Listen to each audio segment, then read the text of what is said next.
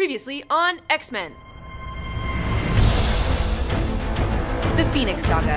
In 1976, the X-Men embark upon an emergency mission in space to rescue their fellow teammates. Their victory is cut short when they discover their ride back to Earth has been damaged, leaving it up to Jean Grey to sacrifice her life in order to save her fellow X-Men.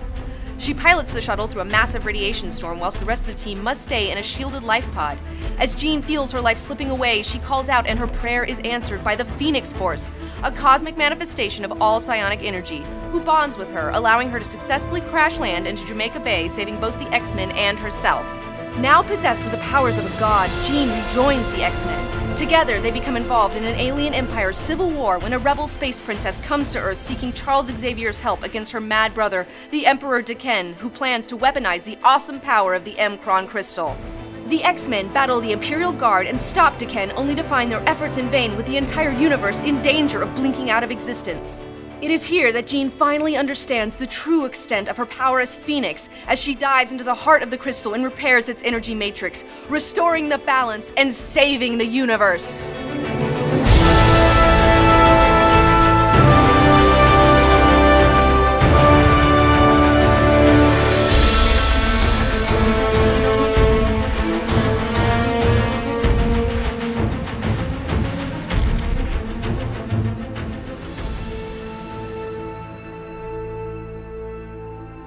Like any good comic book story worth its weight, the Dark Phoenix Saga is very rich and complex. There's a lot of moving parts here, so we're gonna have to abbreviate certain parts of this story.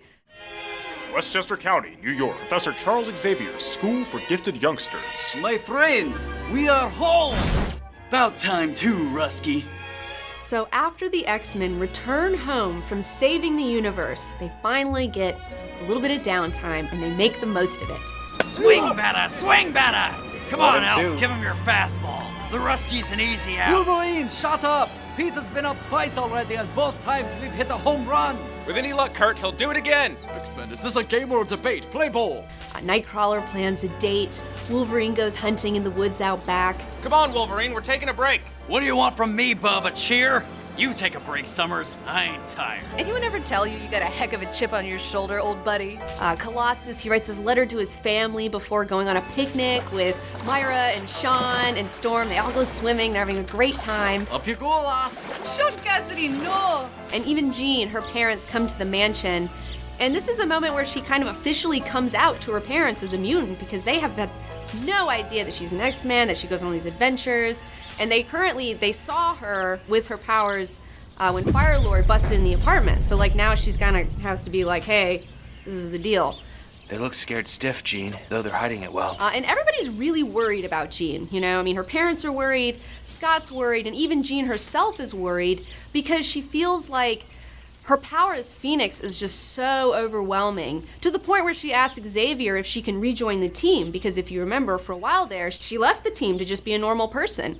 But now, having all this crazy cosmic power, she's like, I gotta hang out with the X-Men now because I am not a normal person, and I need people here that can help me if things go wrong.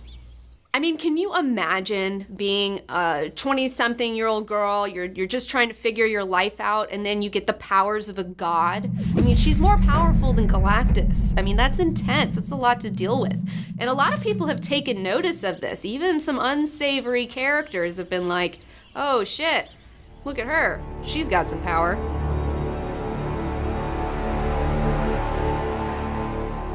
So we're gonna begin our story with Magneto, the X-Men's primary villain. He defeated the new team of X-Men back in 1977, but they retreated, so he never got to finish them off, so he's been plotting his revenge ever since. And he finally comes forward, and he beats up the X-Men, captures them, and takes them to his secret base located inside a volcano in Antarctica. Where Magneto walks, he walks alone. Animal!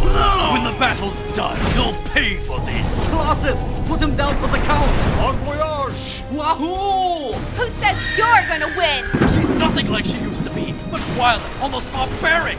Now, during their escape, The Phoenix lets off a blast that's so powerful that it causes the volcano to collapse in on itself.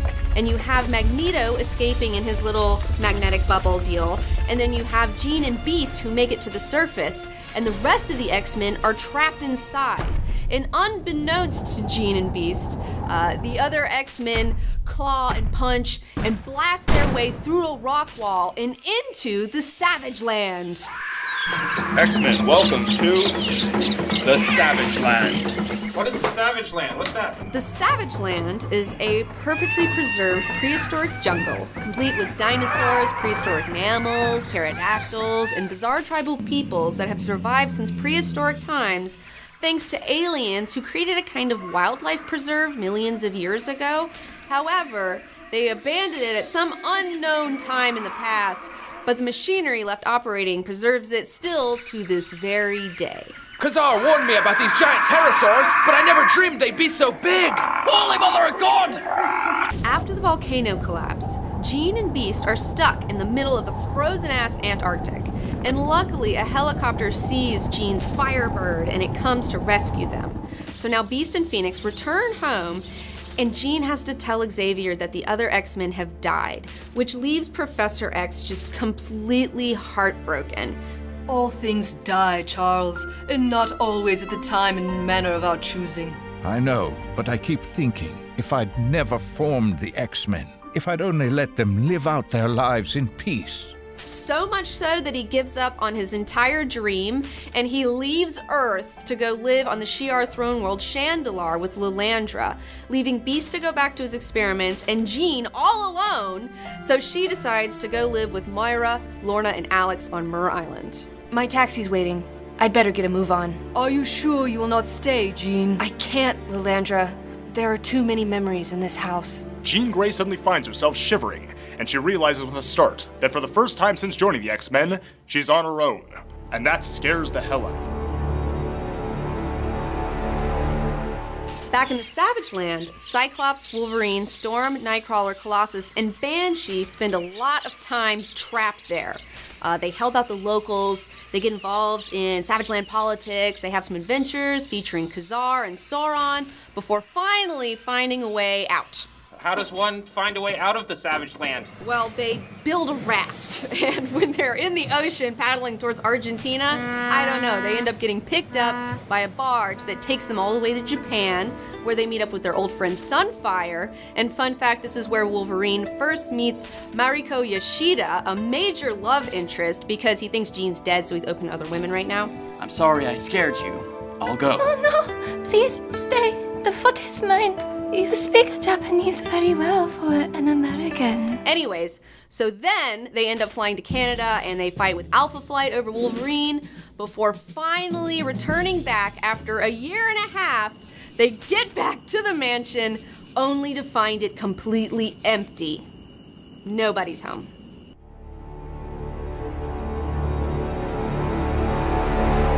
And during this time period, this year and a half that the other X-Men are gone, Jean Grey is left all alone. She's mourning the deaths of her friends. They're more like her family even, and her lover Scott, the man that she was so in love with. And it's here that Jason Weingard, Mastermind, noting Jean's vulnerability, starts taking advantage of her and manipulating her into using her power for his own ends. I had so much fun shopping, I lost all track of time. I hope Myra isn't mad. Oh! Watch it, lass. No, here, let me help you. That was a nasty spill. Are you all right, Miss, Grey. Jean Grey. I'm Jason Weingard. Pleasure. Who is Jason Weingard? Okay, so Jason Weingard, the Mastermind, is a long-standing enemy of the X-Men, originating in X-Men issue number 4. His mutant power is the ability to cast powerfully realistic illusions via telepathy, and he's really good at this. So good at this that he can even fool someone like Charles Xavier, at least for a little bit. He can also make himself look and sound like other people with his illusions, or even to like blend into a wall. But he totally does this all the time too, because in reality, he's this like super busted, like greasy old man. So he's always making people see him as this like young, handsome guy with chops, you know, because he's like super vain. Oh, so he's like an evil, ugly pickup artist. Yes, but Jason is also kind of a failed villain. He was an off-again, on-again member of the Brotherhood of Evil Mutants, but that wasn't working out so well for him. So he essentially decides to try out for a position in the inner circle of the Hellfire Club. What's the Hellfire Club? So the Hellfire Club is kind of a big deal. It's like this really old secret society of 1%er types, and it's this kind of kinky networking sex club situation, kind of like Eyes Wide Shut. And within this secret society, there's another secret society called the Inner Circle of the Hellfire Club. And these people vie for personal power through any means necessary, okay? They're very Machiavellian. How is your plan progressing, by the way? Do you think you have a chance of success? Not think, Shaw. I know. The young lady hasn't realized it yet, but she's mine, body and soul. And Jason Weingard's ultimate goal is to be admitted into this inner circle. And in order to have a chance at it, he kind of has to perform some impressive feat that brings new power into the fold. So after hearing about Jean's new badass cosmic powers, he thinks to himself, hey, maybe I should manipulate Jean into forgetting herself and becoming a villain and have her be the Black Queen of the Hellfire Club. Though you've met me as Jason Weingard only once, you instinctively trust me. Soon that trust will turn to love. From the day you first met the X-Men, to your original Marvel Girl garb, to the older, wiser Marvel Girl, to Phoenix, and finally to the Black Queen. So shall I mold you, Jean Grey, until the day the Hellfire Club claims you for its own. Because, you know, having a Phoenix on your team means winning. Oh.